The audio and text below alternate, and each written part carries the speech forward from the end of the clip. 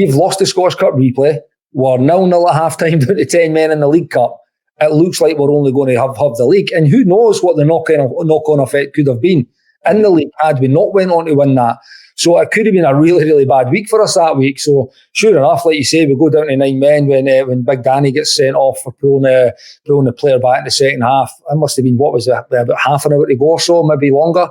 Mm-hmm. And at that point, that's when obviously again it's the famous Walter Smith storms down for the stands, and because Alan McCoist and Kenny McDowell would take the team and for these games, and Walter the gaffer would sit in the stand.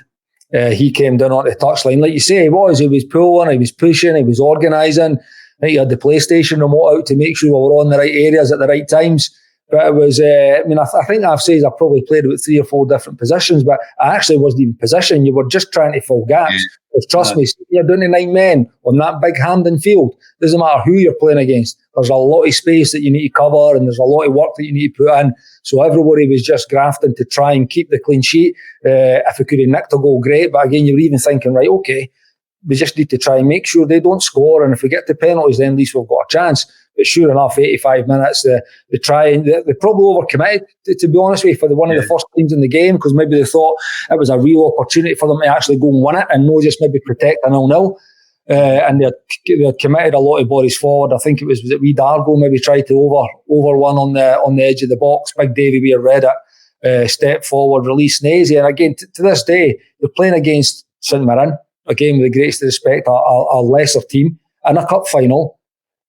They've got 2 extra men than us, and we Nazy was just allowed to run about 60 yards of the pitch, like unchallenged. Like he never had to beat anybody, he never had to run away from anybody. He just kind of found his way forward, run a bit to the corner of the box, and then you could see me and Nacho with everything we had, by the way, every bit of energy just to try and get forward, to try and get in the box to score a goal. And Nazy puts it right on the money. The pigeon then flies past the ball, throws a dummy, and then I head into the bottom corner, and that's it. It's cup final 1.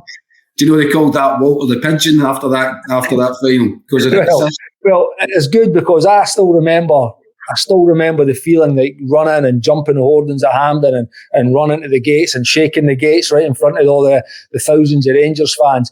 And then when I've watched the replays back a million times, by the way, the camera actually pans to Walter, and you see Walter, he just throws the head at it as well. And, so there's no doubt, like, that was, I think that day showed, and it probably typifies in everything that club's about, But at that time, with that team under that manager, we had to find a way to win. We had to find a way to do it. It was a cup final. There's no coming back for this. As Rangers never experiencing, where a lot of the league form since Michaels came in has been sensational. But they lost that one game. There's no coming back for that. It's a cup gone.